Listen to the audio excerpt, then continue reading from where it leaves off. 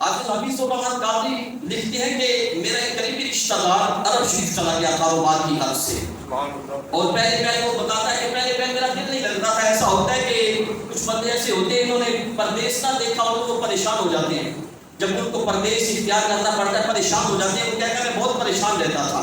اب اسے اسلام میں گھر سے فون آ گیا کہ بڑے بیٹے کی طبیعت بہت خراب ہے. وہ کہتے ہیں میری پریشانی اور بڑھ گئی اور میں کمرے میں بیٹھ کے رونے لگا.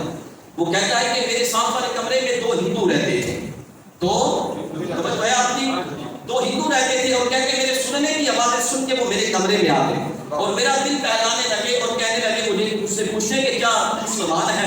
میں نے کہا ہاں میں مسلمان ہوں. تو ان ہندوؤں نے یہ کہا کہ آج ہم تمہیں اپنی زندگی کا ایک سچا واقعہ سناتے ہیں.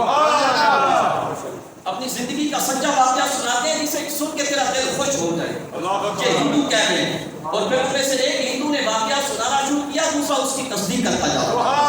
وہ کہتا ہے سنانے والا واقعہ کہتا ہے کہ ہمارے محلے میں ایک ہندو گوالا رہتا تھا. کہتے ہیں بڑا غریب تھا، مخلوق اور حال تھا، مگر میلاد کا بڑا شوقین تھا.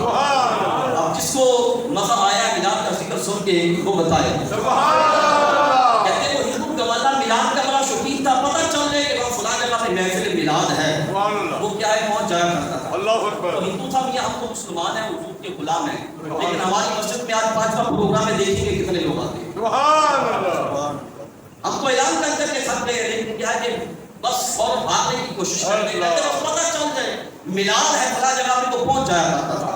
اب وہ ہندو کہتا ہے میلاد کی برکت سے اللہ نے اس کے دن پھیر دیے، اس کے حالات میلاد کی برکت سے بہتر کر دیے. میلاد کی برکت سے تو کیا اس نے اپنے بیٹوں کو آدھا کلیم دلوائی.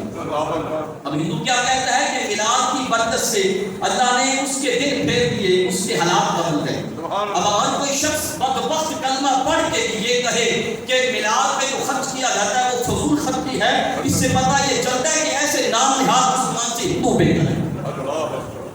اس سے وہ ہندو بہتر ہے جو کہتا ہے میلاد کی برکت سے اللہ نے اس کے دن پھیر دیے. کہتا ہے اس نے اپنے بیٹوں کو اعلیٰ تعلیم دلوائی اور اس کے بعد اس کے بیٹے اعلیٰ پوسٹوں پہ فائز ہو گئے. اب حیران اور حیرت کی بات یہ ہے کہ یہ واقعہ سنا بھی ایک ہندو رہا ہے اور اس کی تصدیق بھی ہندو کر رہا ہے.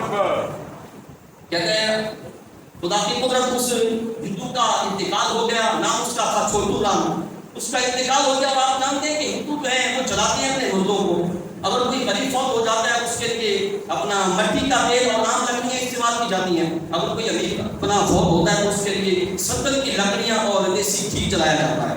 اب چونکہ اس کے بیٹے بھی اعلیٰ پوسٹوں پہ فائز تھے، اس لیے چھوٹو رام کو بھی جلانے کے لیے سندن کی لکڑیاں اور دیسی گھی کا اہتمام کیا گیا. آگ جلائی گئی، آگ جلا کے چھوٹو رام کو آگ میں ڈالا گیا. جب آگ بجھی تو دیکھ کے ہندو حیران رہ گئے. چھوٹو رام کا ایک بار بھی نہیں چلا. اس کو سمجھ آیا وہ ضرور توجہ فرمایا. اپنے آپ توجہ نہیں فرماتے، بات بات کری ہے. نعرہ تکبیر، نعرہ رسالت، نعرہ تحقیق، نعرہ حیدری، سرکار کی آمد، سرکار کی آمد، سرکار کی آمد. سبحان اللہ. کہتے ہیں اس کا ایک بال بھی نہیں جلا تھا. انہوں نے سمجھا کہ شاید اتفاقاً ایسا ہو گیا. پھر دوبارہ آگ جلائی اور آگ کیا ہے کہ بڑے پیمانے میں جلائی گئی. آج کے شعلے آسمان کے ساتھ باتیں کر رہے ہیں، لیکن آج بولی تو پھر دیکھ کے حیران رہ گئے. چھوٹو رام کا ایک بال بھی نہیں چلا تھا. بالکل پہلے کی طرح تھا، جیسے پہلے تھا بھی اسی طرح ہی تھا. اب اسی مرتبہ پھر آگ جلانے لگے تو اس چھوٹو رام کی بیوی آگے آئی اور وہ کہنے لگی کہ تم اس کو 100 مرتبہ بھی جلاؤ گے تو نہیں چلے گا. کیوں؟ اس نے بتایا، ہندو کی بیوی نے بتایا کیونکہ یہ میلاد کا شوقین تھا، کیونکہ یہ میلاد کے ساتھ محبت کیا کرتا تھا، اس لیے 100 مرتبہ بھی جلاؤ گے نہیں جلے گا. کیوں؟ یہ میلاد سے محبت کرتا تھا اور میلاد کی برکت سے کیا ہے کہ اس نے اپنے مرنے سے پہلے مجھے بلایا اور کہنے لگا کہ میں کلمہ پڑھ کے مسلمان ہوتا ہوں.